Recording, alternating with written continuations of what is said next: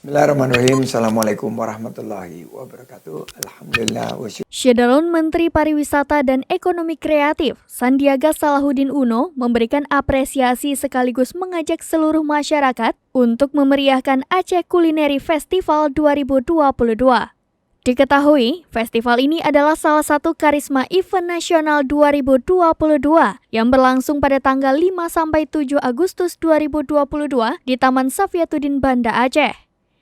Melalui festival ini membangkitkan kembali semangat berkolaborasi di seluruh elemen masyarakat dalam mengangkat pariwisata dan ekonomi kreatif, melestarikan budaya dan cita rasa kuliner daerah, dan berdampak positif dalam penggerakan roda perekonomian masyarakat khususnya di Aceh. Festival 2022 ini dapat membangkitkan kembali semangat kolaborasi di seluruh elemen masyarakat dalam mengangkat potensi pariwisata dan ekonomi kreatif, termasuk tentunya UMKM.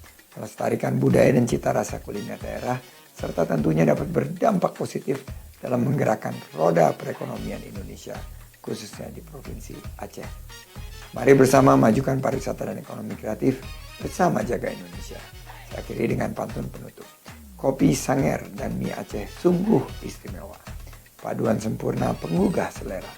Mari meriahkan Aceh Culinary Festival 2022, maju dan berdayakan kuliner Nusantara. Wassalamualaikum warahmatullahi wabarakatuh.